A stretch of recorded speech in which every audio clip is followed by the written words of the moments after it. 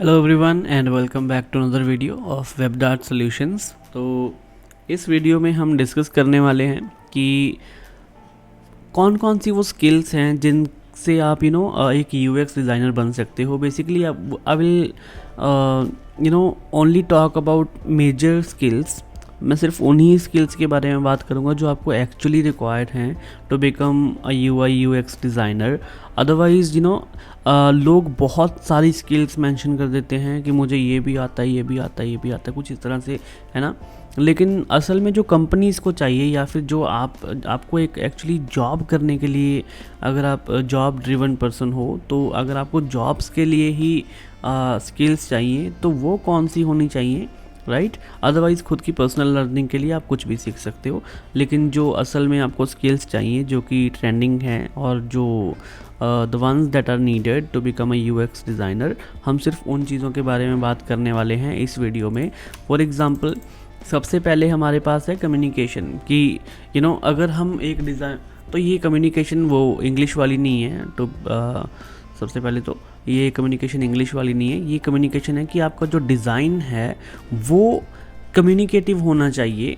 For example, एक normal बंदा जो डिज़ाइनर नहीं है, अगर वो भी कुछ ऐसा डिज़ाइन बना लेता है जो आपने बना के रख दिया है ना, मतलब उसमें कोई थॉट प्रोसेस नहीं है, उसमें कोई आपकी थिंकिंग नहीं है अटैच्ड उसमें कि आपने कोई उसमें क्रिएटिविटी ऐड की है, राइट।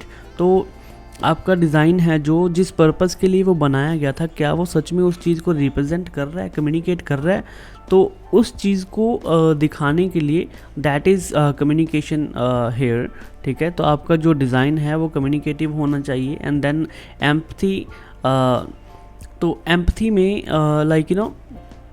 आपको यूज़र को अंडरस्टैंड करना है कि क्या आप अपने यूज़र की नीड्स को अंडरस्टैंड कर पा रहे हो, या just put your self in their shoes, है ना। अपने आप को उनके शूज़ में डाल अपने पैरों को एक्चुअली, राइट। तो अपने पैरों को उनके शूज़ में डाल के देखो, जिससे कि आपको पता लगे कि उनके पेन पॉइंट्स क्या हैं, असल में उनको क्या प्रॉब्लम्स आ रही थी, है ना। तो उस तरह की चीज़ें, that is actually part of user research in this. तो हमारी जो नेक्स्ट स्किल है दैट इज़ यूज़र रिसर्च। तो let me be very clear कि आपको ये सब चीज़ें बहुत ज़्यादा डिटेल में पढ़ने की ज़रूरत नहीं है।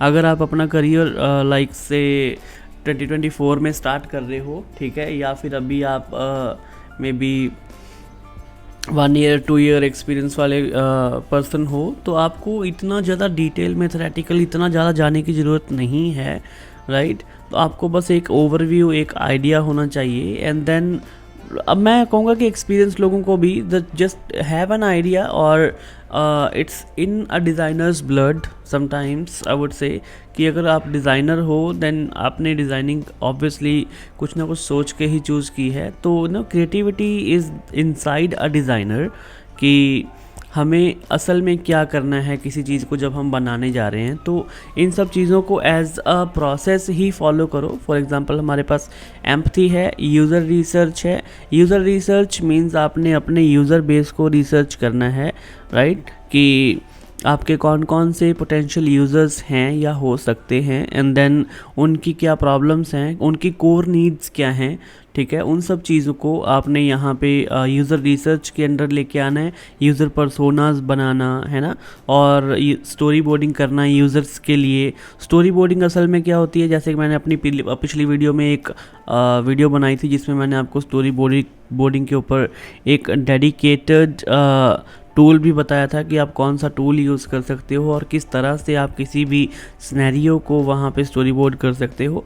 तो go check out that video as well अगर आपको स्टोरी बोर्डिंग के बारे में और जानना है तो, ठीक है। तो यूज़र रिसर्च, एनालिसिस वगैरह सब करना, तो ये सब हमारे यूज़र रिसर्च के अंदर आ जाता है। And then next we have interaction design. तो इंटरेक्शन डिज़ाइन में हमारे पास फॉर एग्जांपल जो फॉर्म्स वगैरह हो गए हैं ना, कि आपका डिज़ाइन है जो वो एक यूज़र के साथ इंटरेक्ट कैसे कर रहा है, तो हमारे फॉर्म्स वगैरह बेसिकली उसी चीज़ों पे फोकस्ड होता है इंटरेक्शन डिज़ाइन। तो हमारे फॉर्म्स हो गए, एंड देन हम जो भी यूएक्स अपने एक यूज़र को दे रहे हैं वो उनमें से कैसे इंटरेक्ट होके जा रहा है, राइट। आपके होवर्स, इफ़ेक्ट्स वगैरह जो भी आपने उस पर अप्लाई किए हैं, तो वो जब उनके ऊपर बाउंस ओवर करता है तो आपका जो डिज़ाइन है, आपकी जो वेबसाइट है, वो यूज़र के साथ कैसे इंटरेक्ट कर रही है, that is interaction design here, ठीक है। And then UX writing, just I mean हम इस चीज़ को इग्नोर कर सकते हैं, यूएक्स राइटिंग वगैरह को, ठीक है। इंफॉर्मेशन आर्किटेक्चर मोस्ट इम्पॉर्टेंट, ठीक है, कि जब भी आपने कोई भी रिसर्च करनी है या फिर आप कोई भी चीज़ों को जो फाइनलाइज करते हुए जा रहे हो, तो आपने उन सब चीज़ों का एक स्ट्रक्चर बना लेना है, राइट। कि इस पार्ट से लेकर के अगले पार्ट तक जा कर के हमारा इसमें क्या क्या चीज़ें हम कवर करने वाले हैं, या कौन कौन सी चीज़ होने वाली है, या हम कौन कौन सी यूज़र नीड्स को इसमें कवर कर रहे हैं, ठीक है। तो उन सब का हमने एक फ्लो चार्ट, लेट से जिस तरह से आप देख पा रहे हो इस आइकन के अंदर, एक तरह का फ्लो चार्ट, एक एक तरह का मैप सा बना लेना है आपने, that is called information architecture, ठीक है। तो इसको हम यूएक्स फ्लो चार्ट ही बोलते हैं, ठीक है, एज अ डिज़ाइनर टर्म। तो आपने फ्लो चार्ट्स वगैरह इस तरह से बना लेने हैं, that is your information architecture, ठीक है। एंड देन वायर फ्रेमिंग, तो जब आपका for example let's say information architecture ready है कि आपने अब कौन कौन से स्टेप्स को फॉलो करना है, तब हमारे पास जो नेक्स्ट पार्ट आता है दैट इज़ वायर फ्रेमिंग। तो वायर फ्रेमिंग में आपने either you can use any tools, ठीक है, जो आपको क्विकली वायर फ्रेम बनाने को हेल्प करें। तो आई मीन ज़रूरी नहीं है कि आपने हमेशा बहुत टाइम टेकिंग प्रोसेस में ही जाना है, या कुछ ऐसे टूल्स ही यूज़ करने हैं जो आपको मे बी नहीं आते हैं, राइट।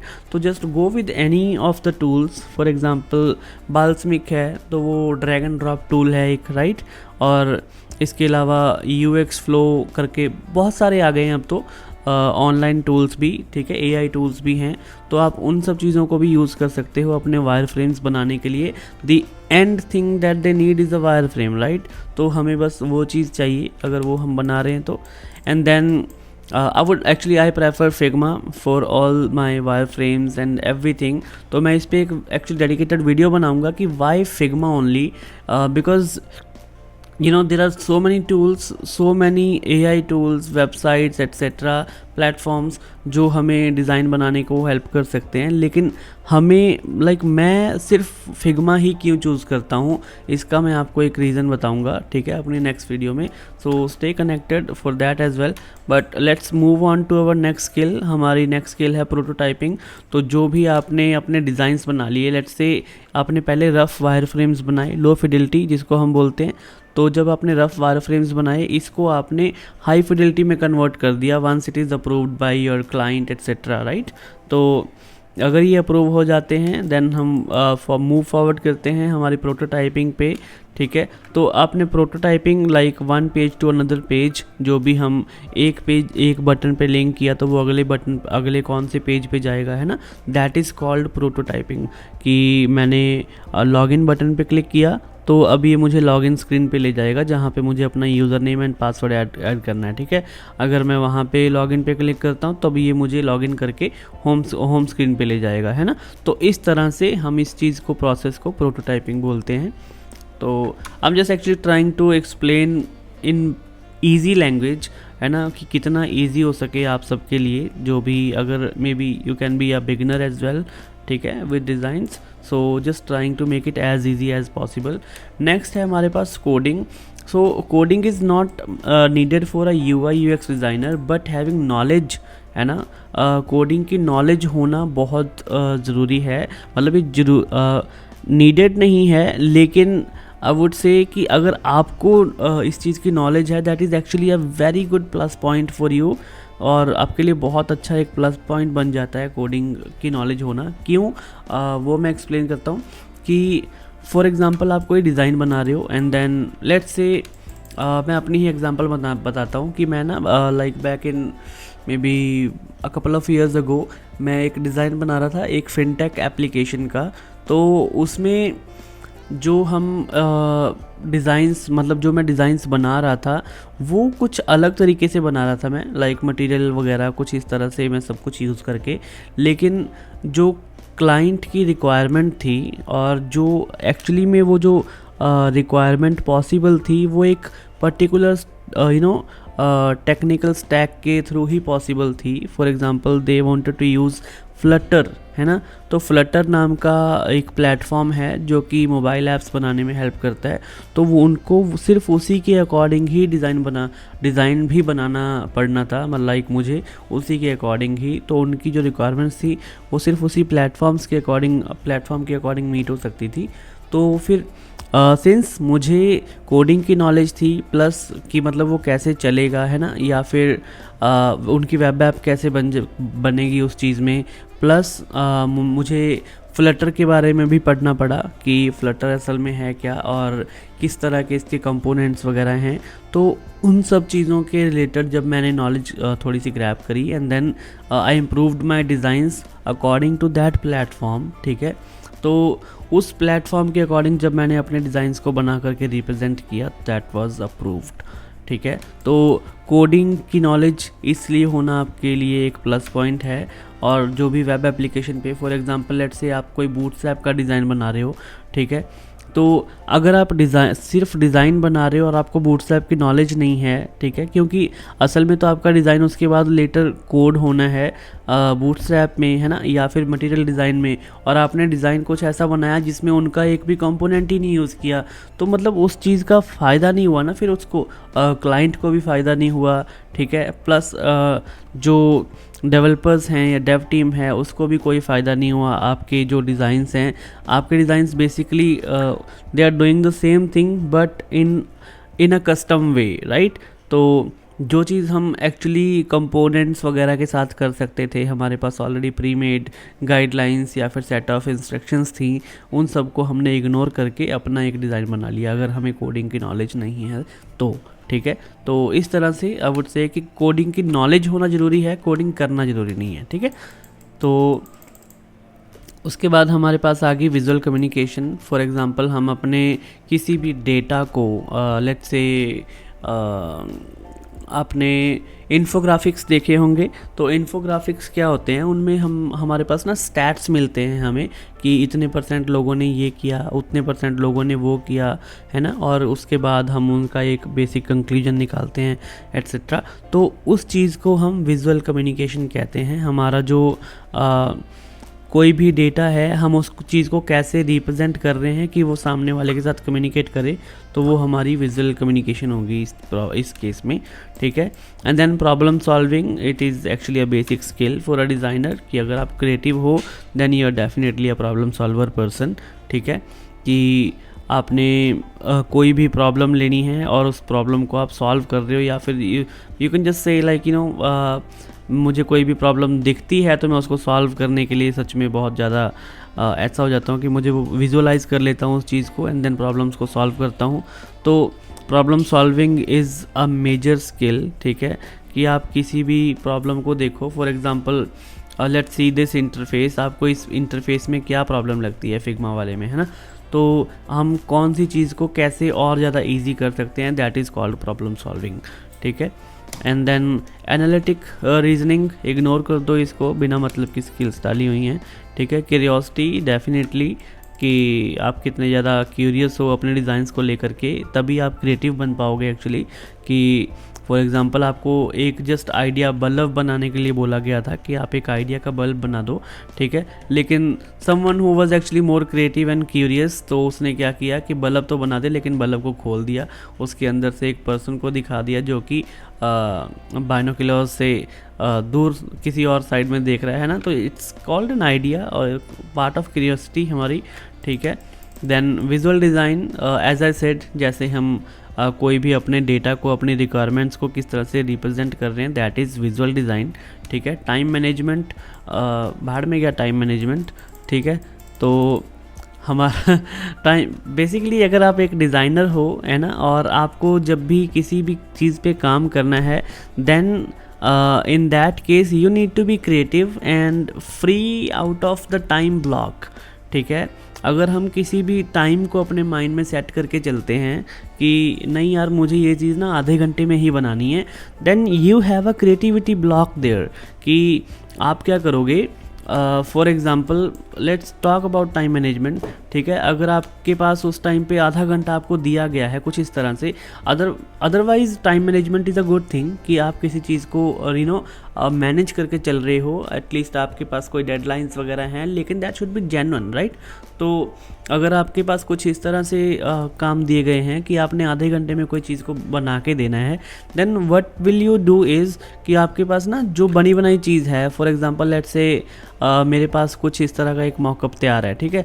तो आपको कुछ अलग मॉकअप की रिक्वायरमेंट आई है, तो उस चीज़ में आप पता क्या करोगे, इसी मॉकअप को कॉपी किया, उठाया, इसी में चेंजेस किए एंड देन बूम, आपने बस इस चीज़ को दे दिया अपने नेक्स्ट क्लाइंट को भी।